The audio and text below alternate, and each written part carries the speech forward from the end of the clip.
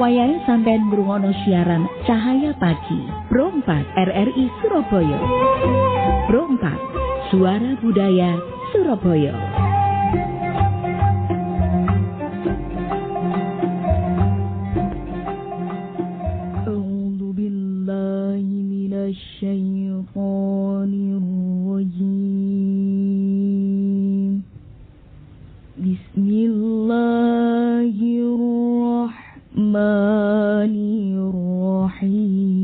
Bismillahirrahmanirrahim. Ya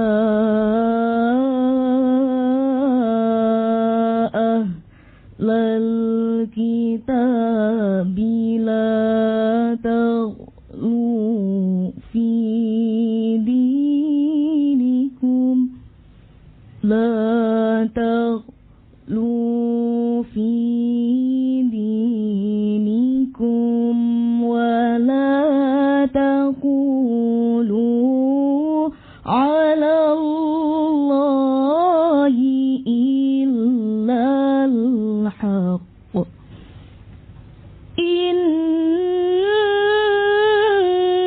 Innamal masihu Isa banu Maryam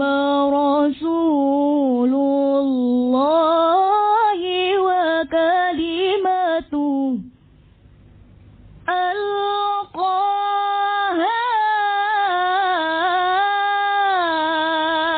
ila Maryam wa ruhum min فآمنوا بالله ورسله ولا تقولوا ثلاثة انتهوا خيرا لكم إنما الله إله واحد سبحانه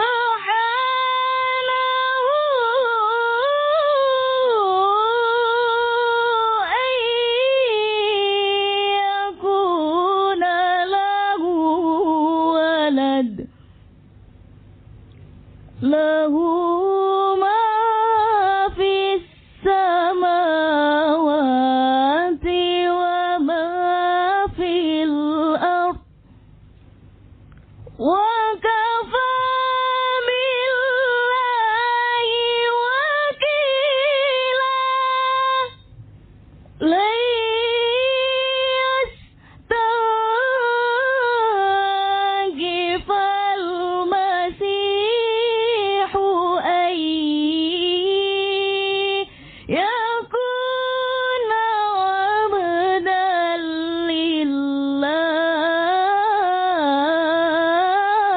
لله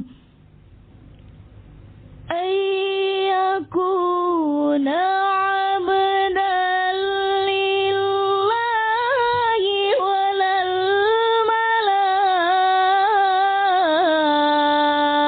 الملائكة المقربون ومن يستنكف عن عبادته ومن يستنكف عن عبادته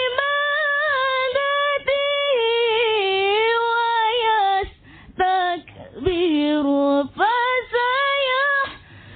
فسيحشرهم إليه جميعا ومن يستنكف عن عبادته ويستكبر فسيحشرهم إليه جميعا Sadaqallahul Azim.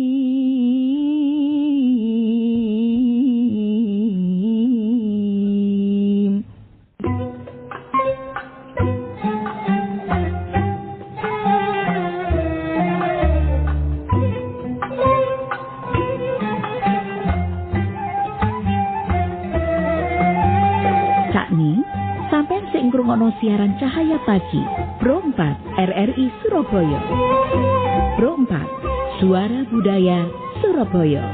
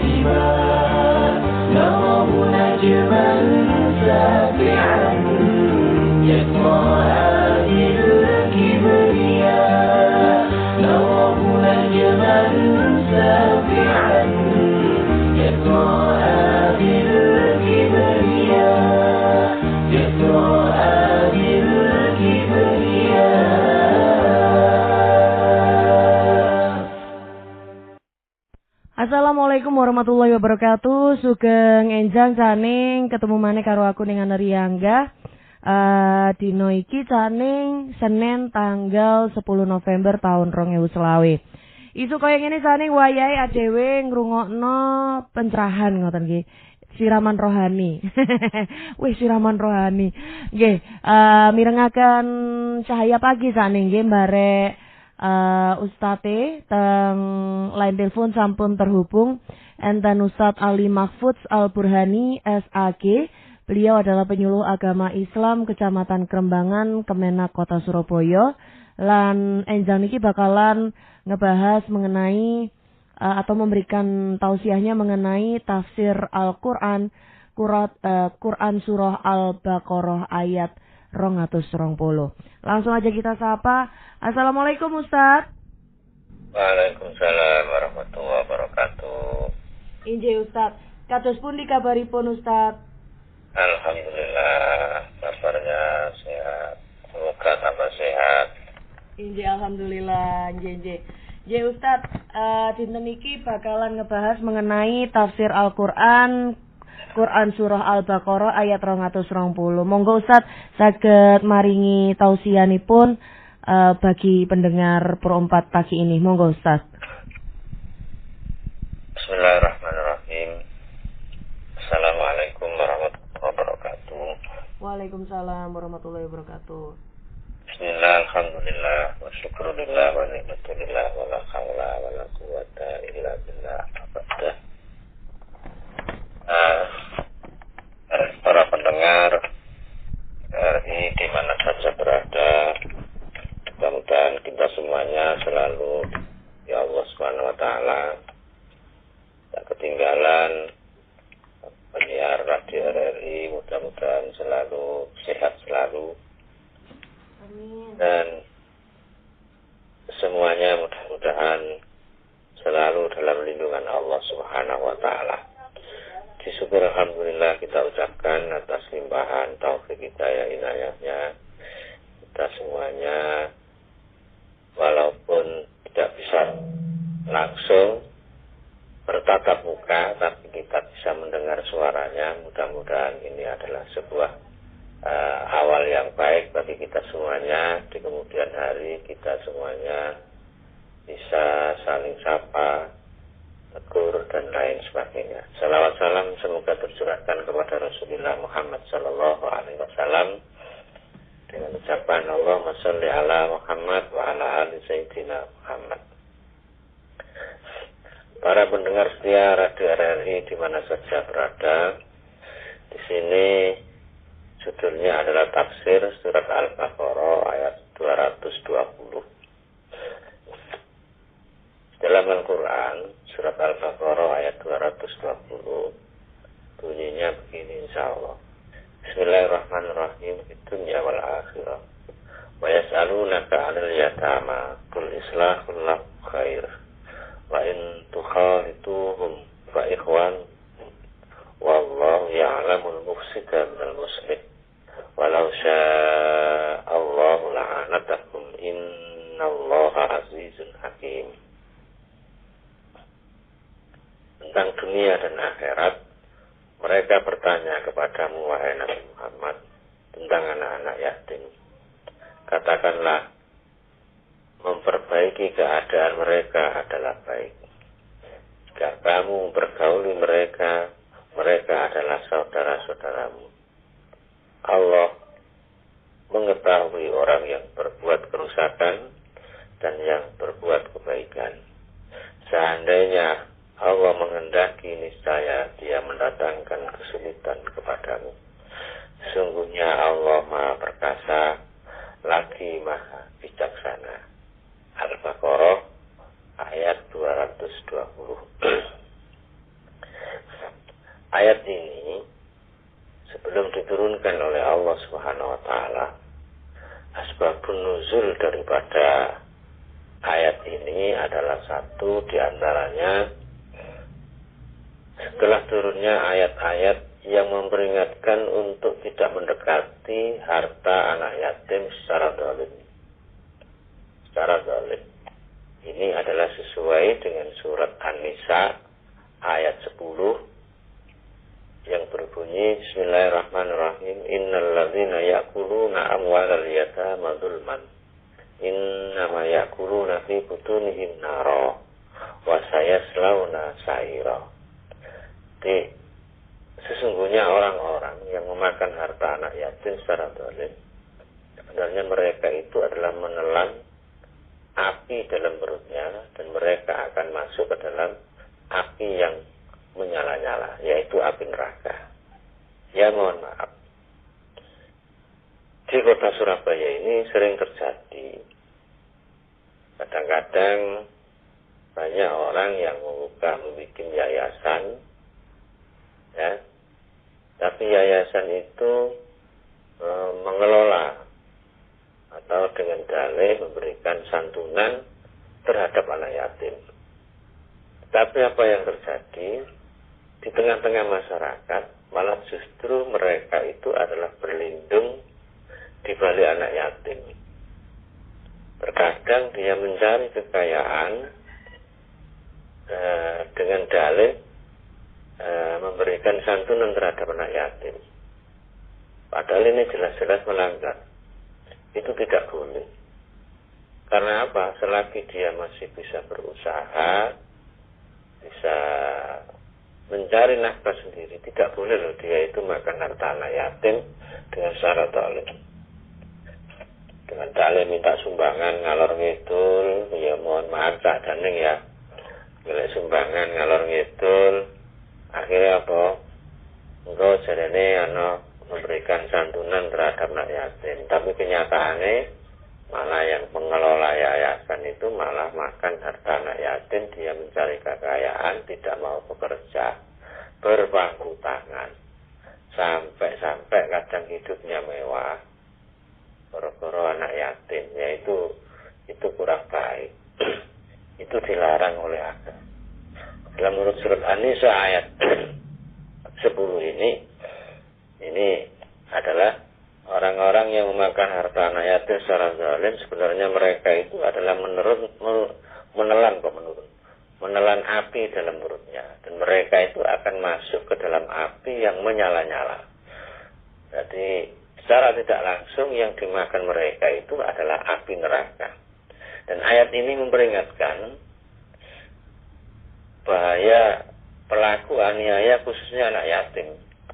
Sungguhnya orang-orang yang makan harta anak yatim secara zalim tanpa alasan yang dibenarkan menurut agama dan menggunakan untuk kepentingan diri sendiri secara berlebihan, maka dengan perbuatan tersebut sebenarnya mereka itu adalah memakan yang haram, makanan yang haram, kotor, jadi menelan api dalam perutnya. Dan tindakan mereka mengantarkan mereka ini masuk ke dalam api neraka yang menyala-nyala. Tetapi kadang-kadang dia itu tidak mengira, dianggap itu adalah harta yang baik karena sedekah lah. Dianggap bahwa itu ini cara basa kasare wis oleh rezeki tanpa disangka-sangka semua. Tapi dengan cara yang enggak benar. Karena apa? Kedua itu anak yatim. Anak yatim dibuat alasan nanti kenggelek sumbangan, jadi membuat seolah-olah anak yatim itu yang membutuhkan. Tetapi apa yang terjadi? Malah dia sendiri mencari kekayaan di balik anak yatim. Ini nomor 1. Terus yang nomor 2. Yang nomor 2. Terkadang si yatim sendiri itu kadang-kadang kalau kurang perhatian daripada orang yang membina, mohon maaf ini juga mungkin barangkali sindiran atau yang lain-lain. Ya, soalnya apa? Kadang-kadang anak yatim itu sudah terbiasa hidup di panti, di yayasan, mereka itu hidupnya enak, makannya enak, karena ada yang jatah, dan semuanya sudah kecukupan karena ada yang jatah. Tetapi terkadang kalau tidak ada didikan dari sang pengelola atau yang membimbing, mereka itu cenderung kalau pulang dari sebuah yayasan gitu, mohon maaf, males. Karena apa? Sudah terbiasa hidup di panti dan lain sebagainya, itu lebih enak. Akhirnya dia tidak mau berusaha, dan ini salah juga.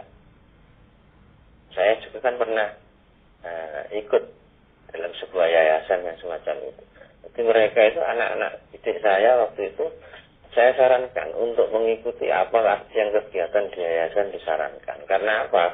Mendidik anak ini supaya nanti setelah keluar dari yayasan dia bisa mandiri. Bukan menggantungkan terhadap orang. Karena apa? Selama hidup di yayasan, di panti, mereka ini menggantungkan. Mereka ini hidupnya sudah enak, tidak mau bekerja, nggak mau lapo-lapo, uripnya kecukupan, dan lain sebagainya. Dan kehidupan itu terbiasa. Nanti kalau sudah terbiasa, kalau keluar dari sebuah yayasan, akhirnya dia itu nggak mau berusaha. Dan ini juga salah. Makanya, marilah kita berusaha sebaik mungkin. Nomor 1, jangan makan harta anak yatim. Nomor 2, didiklah anak yatim itu sebaik mungkin. Agar nanti dia setelah keluar dari didikannya menjadi anak yang baik dan akhirnya bisa mandiri sendiri, menjadi orang yang soleh dan sukses dalam kehidupan. Tidak sedikit kok yang berangkatnya dari anak yatim, anak panti, malah dia menjadi orang yang hebat, itu tidak sedikit. Karena apa? Semuanya itu karena didikan mereka semuanya. Tak Daning yang berbahagia, mudah-mudahan pagi ini kita semuanya termasuk orang-orang yang selalu dirahmati Allah Subhanahu wa Ta'ala. Kembali lagi kita kepada ayat surat Al-Baqarah ayat 220. Ini yang kedua adalah apa? Termasuk asbabun nuzul. Karena kekhawatiran mereka orang-orang yang membina anak yatim, para wali ya, memisahkan makanan dan minuman mereka dari makanan anak yatim. Jika ada sisa makanan yatim, mereka akan menyimpan sampai dimakan anak yatim tersebut biar tidak basi. Allah menurunkan ayat menjelaskan bahwa tindakan memisahkan secara ekstrim itu tidak baik. Menggauli anak yatim dalam urusan makanan dan tempat tinggal itu adalah sangat terpuji. Tetapi karena mereka adalah sudah saudara, Allah mengetahui siapa yang berbuat baik, yang melakukan kerusakan, dan menolong mereka. Mereka yang jujur dan tidak menimbulkan kesulitan, yang berbuat dengan baik dan niat tulus. Dan ayat ini, ayat Al-Baqarah ini berkaitan dengan surat Al-Isra. Surat Al-Isra ayat 34. Insya Allah bunyinya begini. Bismillahirrahmanirrahim. Wala taqrabu malal yatimi illa billati hiya ahsan hatta yablugha ashuddah. Wa aufu bil ahdi innal ahda kana mas'ula. Dan janganlah kamu mendekati harta anak yatim kecuali dengan cara yang lebih baik, bermanfaat sampai ia dewasa, dan penuhi janji. Sesungguhnya janji itu pasti diminta pertanggungjawaban oleh Allah Subhanahu wa Ta'ala.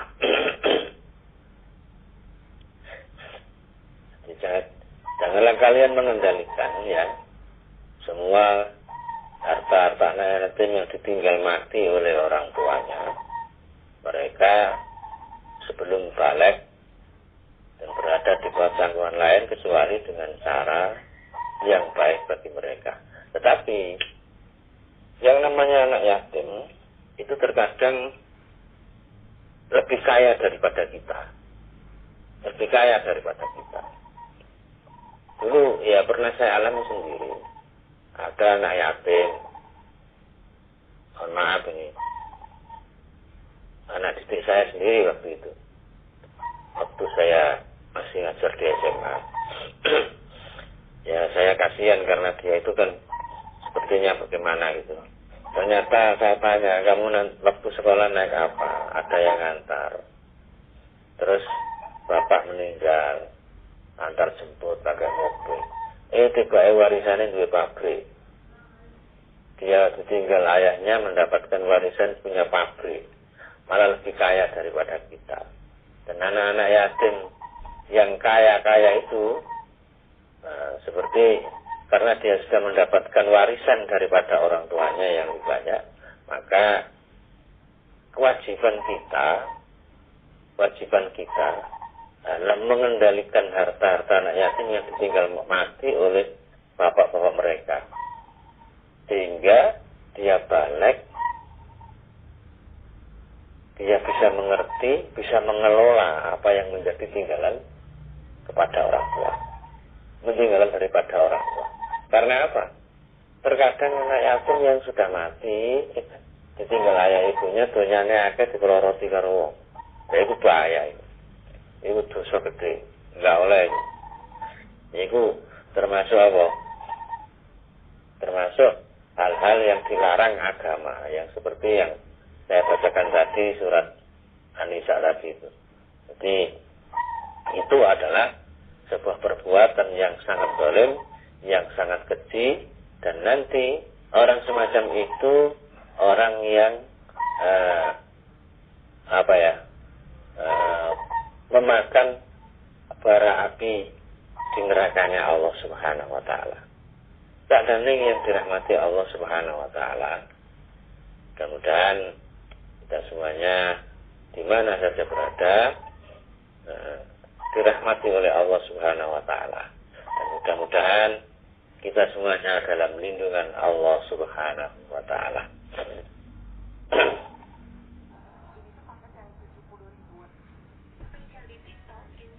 Apa sih kok pakai 70.000 ini? Sebentar. Oke, Ustadz, sampun Ustadz. Nggih.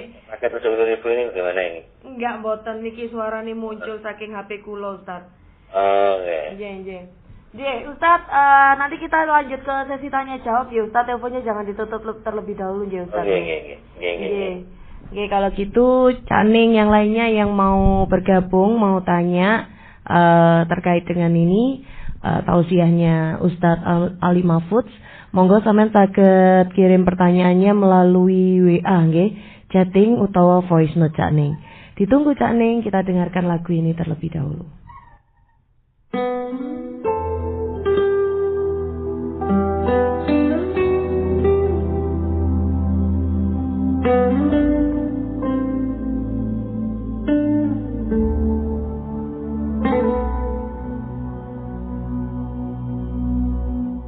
Ya Muhammad, mulialah dirimu,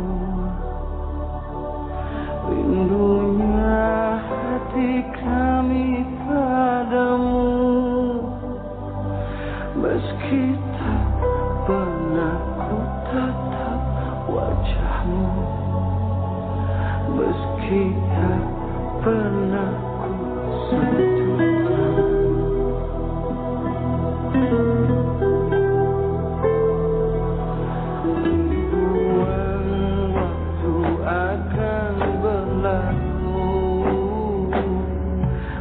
Bergantilah zaman di mataku, namamu abadi di dalam kalbu, mengiring langkah jalan hidupku. Ya Muhammad, Muhammad, ya Rasulullah, rindunya hati ini menatap indah wajahmu. Ya Muhammad, Muhammad, ya Rasulullah, selalu hadir di sini, di dalam lubuk jiwa ini.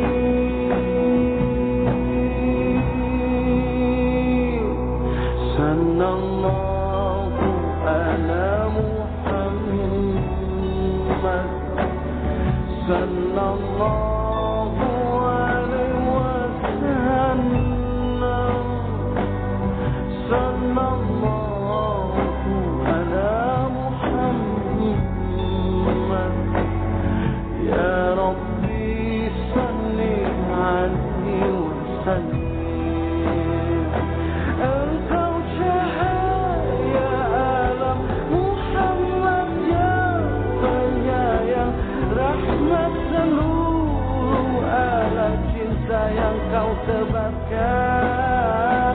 Engkau cahaya terang meski berjuta malam takkan pernah menghilang namamu ya Muhammad. Ya Rasulullah,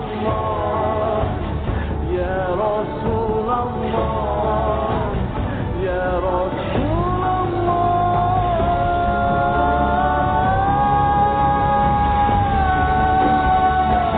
Ya Rasulullah,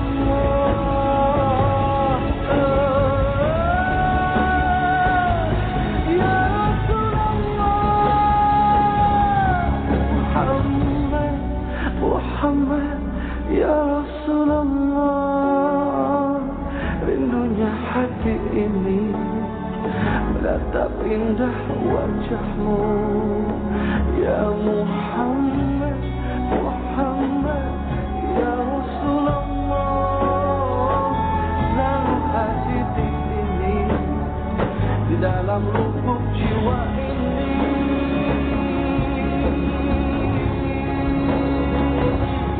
Sallallahu ala Muhammad sallallahu alaihi wasallam sallallahu ala Muhammad ya Rabbi salli alaihi wasallam.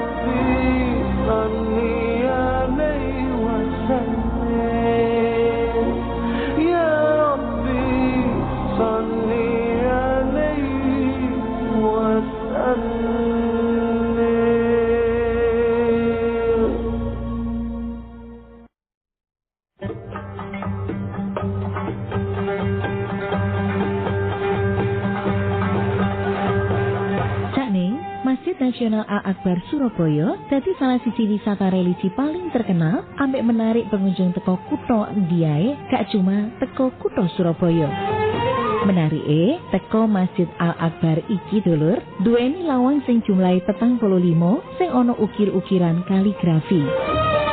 Diameter teko kubah Masjid Al-Akbar iki kira-kira sampai 54 meter lan ratno teknologi enamel steel panel yaiku teknologi lapis baja sing tahan panas, udan, ambek karat sing iso bertahan selama lebih teko 50 tahun.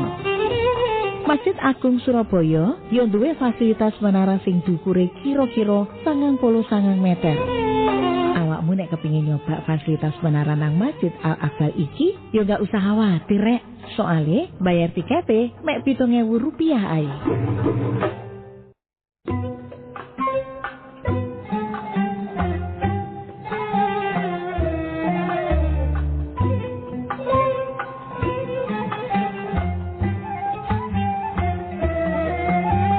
Cakni, sampai sing ngrungokno siaran Cahaya Pagi, Pro 4 RRI Surabaya. Pro 4 Suara Budaya Surabaya.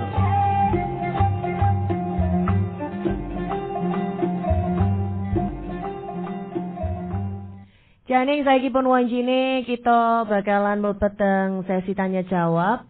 Teng line telepon tasih enten Ustadz Ali Mahfud Al-Burhani SAG, penyuluh agama Islam Kecamatan Kerembangan, Kemenak Kota Surabaya. Tausiane dinten iki mengenai tafsir Al-Qur'an Quran surah Al-Baqarah ayat 220. Ustadz, tasih teng mriku nggih Ustadz nggih. Injen iki enten beberapa penanya Ustadz sing mlebet teng line WA. Kita mulai saking salah siji iki sing pertama saking Cak Arif Kapasari. Beliau bertanya, sama-sama dosa besar. Besar mana makan harta anak yatim versus membunuh, zina, riba. Dosa-dosa yang aman bagi manusia tidak sampai syirik. Nah, ini Ustaz. Monggo Ustaz. Sama-sama dosa besar. Nggih. Terus Besar mana makan harta anak yatim dibandingkan membunuh atau zina atau riba? Dosa yang ini semoga saya nggak salah menafsirkan bukan salah menafsirkan, tapi tulisannya memang dosa yang aman bagi manusia tidak sampai syirik, kata-katanya Cak Arif dari Kapasari seperti itu Ustaz. Dosa yang aman, namanya dosa itu semuanya nggak aman. Iya. Pohon dosa yang aman itu ya apa? Dosa yang besar pertama itu adalah syirik, musyrik, menyekutukan Allah Subhanahu Wa Taala. Ya. Dan terus bagaimana? Nah, dosa besar mana dosanya? Orang syirik dengan makan harta anak yatim. Nah, ngoten nah. Nggih. Ngoten nggih. Nggih, Ustaz. Utawa membunuh, zina, riba, sama memakan harta anak yatim besar mana? Ngoten nggih. Nggih. Kalau kita tanyakan ini ya, kalau syirik itu memang sudah tidak diampuni lagi oleh Allah Subhanahu Wa Taala selama dia mati dalam kesyirikan. Maksudnya harus digarisbawahi ya, dia mati dalam kemusyrikan. Karena apa? Itu adalah menyekutukan Allah. Sedangkan syirik itu kan ada dua, satu syirik asghar dan syirik akbar. Kalau syirik yang kecil itu termasuk dalam kitab itu disebutkan termasuk apa ya, dengki, iri hati pada Allah Subhanahu Wa Taala. Makanya dalam kitab dalam Al-Quran itu kan ada wala yusyrik bi ibadati rabbih ahada. Janganlah sekali-kali menyekutukan Allah Tuhannya dalam beribadah. Maksudnya begitu. Dan di situ termasuk adalah apa? Syirik asghar, syirik kecil, selalu punya iri hati, dengki terhadap orang lain. Sedangkan kalau syirik besar itu nas dinyatakan oleh Allah Subhanahu Wa Taala termasuk orang yang selama-lamanya dalam nerakanya Allah Subhanahu Wa Taala. Nah, bagaimana dengan membunuh, memakan harta orang lain, berzina dan lain sebagainya? Ya, pada suatu saat Rasulullah Shallallahu Alaihi Wasallam itu bertanya kepada sahabat.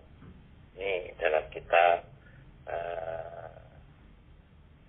Mukhtasar Tadhkir Al-Qurtubi. Ya, dalam kitab Mukhtasar Tadhkir Al-Qurtubi. Rasul bertanya, atadruna minal muflis? Tahukah kalian yang dinamakan dengan orang bangkrut?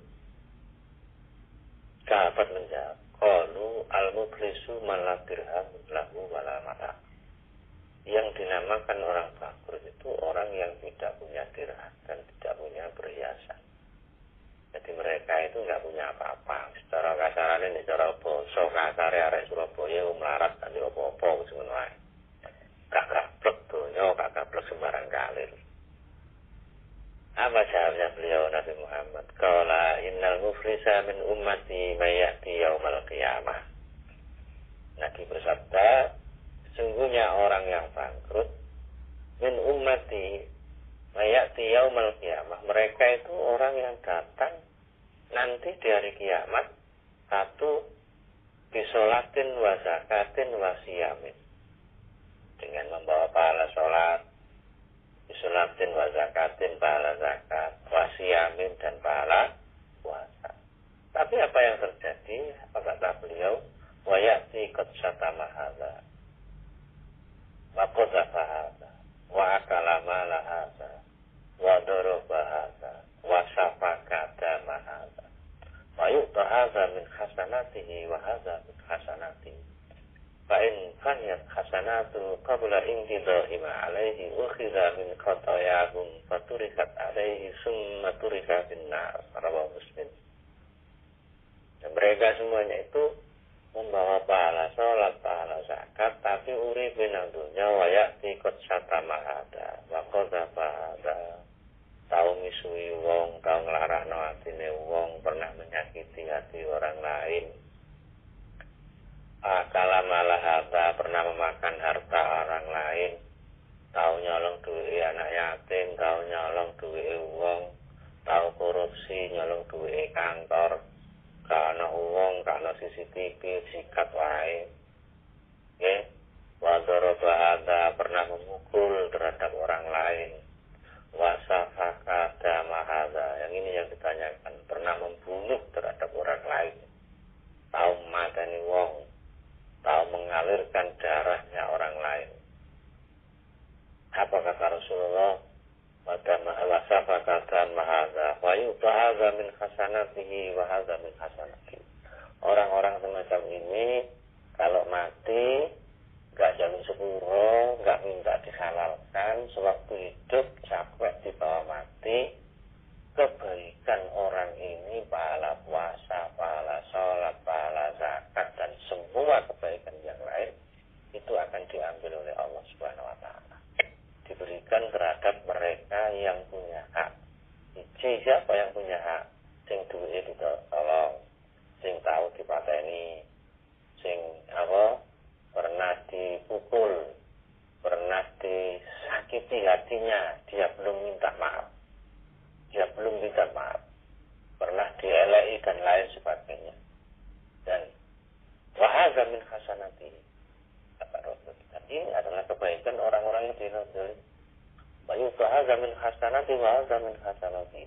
Fa in faniyat hasanatuhu qabla inqidha'i ma 'alaihi ukhidha min khatayahu faturikat 'alaihi summa turika finnar. Andai kata kebaikan orang-orang yang ahli sholat, ahli puasa, zakat, ini sudah habis, tapi masih banyak tuntutan. Ya Allah, aku gak terima, wong iku mlebu swarga, wong iku ben tau nyolong bojoku tahu dicolong. Terus apa? Akhirnya apa? Dia sudah tidak punya kebaikan. Maka dosa orang-orang yang menuntut itu diberikan kepada mereka, orang-orang yang ahli sholat, ahli puasa, ahli zakat. Faturihat alaihi summa turika finnar. Dilemparkanlah seluruh dosa-dosa manusia yang pernah disalahi, didolimi, dikekno kabeh nang sholat. Akhirnya apa? Summa turika finnar. Maka orang ini dilemparkan oleh Allah Subhanahu wa Ta'ala ke nerakanya Allah Subhanahu wa Ta'ala. Dan itulah termasuk orang-orang yang bangkrut, wong-wong sing amale gak ono paedahe karena habis dituntut nanti di akhirat. Kira-kira begitu jawabannya. Terus mulai jadane. Inje. Oke, cari muka-muka sudah terjawab nggih. Dan berikutnya ada penanya, iki sok masuk mlebune barengan iki Ustaz.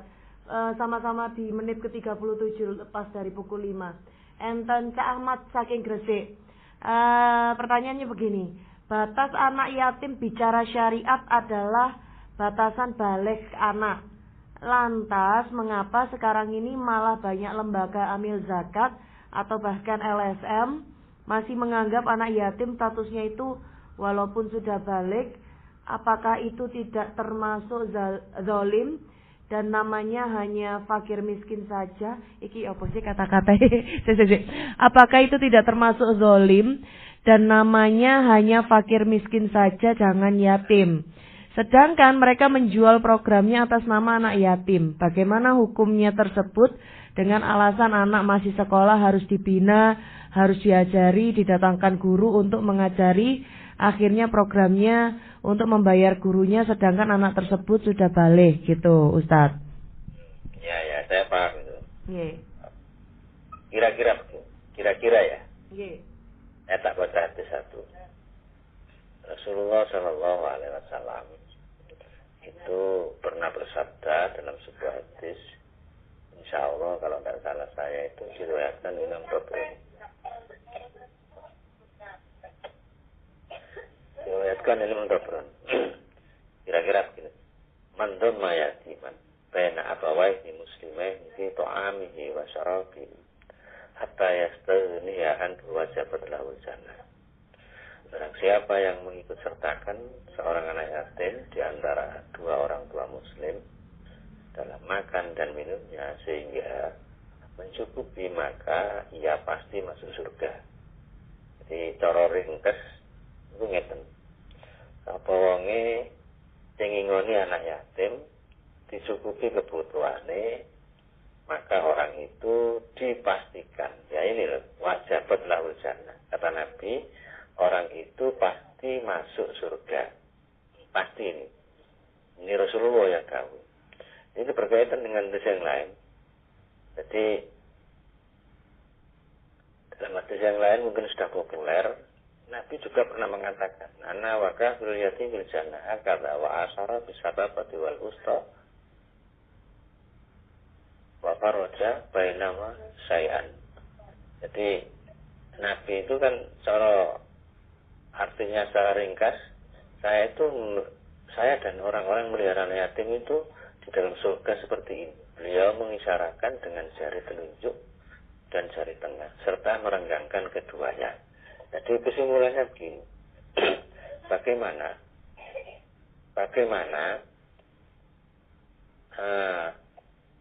tadi itu anak itu masih sekolah, sudah besar. Sampai kapan tanggungan anak yatim ini harus diselesaikan? Satu, sampai dia bisa mandiri. Ya, ingat-ingat, sampai dia bisa mandiri, berusaha sendiri, sampai dia sudah pokoknya cara ringkes wis iso mandiri dhewe, lapo-lapo wis iso mencari harta sendiri. Selama anak yatim itu walaupun tobus SMA, SMP, tapi dia masih, ya mohon maaf, gak bisa golek duit dewe. Mencari harta sendiri gak bisa, maka itu adalah masih tanggung jawab kita. Tapi saya minta bagi pengelola yayasan jangan hanya menjual produk anak yatim demi kepentingan kita. Itu bahaya. Sesuai yang telah saya baca tadi, surat An-Nisa ayat 10, bahwa orang ini kalau menjual produk anak yatim demi kepentingan kita sendiri, mencari makan, kayak kekayaan, kayak tuku mobil, kayak tuku rumah, tapi anak gawe apa? Mohon maaf, untuk kepentingan anak yatim labelnya, tapi ujung-ujungnya dipakai sendiri. Ya saya pernah sendiri ngalami gitu, ada sebuah yayasan minta saya untuk buka yayasan, bikin yayasan banyak, tapi nggak ada orangnya. Tapi ujungnya saya lihat, saya dengar sekarang itu dikontrano. Apa namanya itu? Kontrano yayasan. Ya itu kan termasuk apa? Menjual produk, makan anak yatim sing digawe alasan golek sumbangan, tapi apa yang terjadi duit dipangan dhewe. Hati-hati neraka ya. Alladzina ya'kuluna amwalal yatama dzulman innama ya'kuluna fi butunihim nara wa sayaslawna sa'ira. Kira-kira ngoten cak nggih. Nggih, siap. Terakhir Ustadz mungkin dijawab dengan singkat karena ternyata waktunya udah mepet.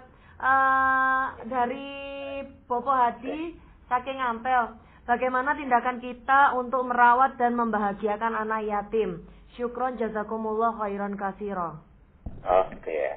Bagaimana tindakan kita untuk merawat anak yatim? Nggih, Ya. merawat dan membahagiakan anak yatim. Kita didik mereka dengan baik. dengan membeda-bedakan antara anak kita sendiri dan anak yatim. Jadi cukupi makan dan kebutuhan, kasih perlindungan, ya, kasih pendidikan yang baik, dan jangan sekali-kali mengambil harta mereka. Ojo pisan-pisan cukup duwe anak yatim. Kalau memang dia punya warisan dari kedua orang tuanya, jangan sekali-kali kita mengambil harta mereka. Kira-kira ngoten nggih. Injih Ustaz. Injih matur nuwun Bapak Hadi lan Ustaz. Saya akhiri Ustaz, matur nuwun sangat sampun maringi tausiahipun teng acara Cahaya Pagi Pro 4 RRI Surabaya. Sehat selalu Ustaz, sampai ketemu lagi di lain kesempatan Ustaz. Saya tutup nggih teleponnya. Nggih, assalamualaikum. Waalaikumsalam warahmatullahi wabarakatuh. Nggih Caning, sak menika sampun niku mau Cahaya Pagi nih. Nah saiki kita bakalan mlebet teng acara selanjutnya, tapi sadurunge kita mirengaken terlebih dahulu woro-woro jam 6 pagi nggih Cak Ning nggih. Ya pun ngomong-ngomong kok ilang iki. Oh, dalah-dalah ya wis Cak Ning kita mirengaken woro-woro ninipun aja nang ndi.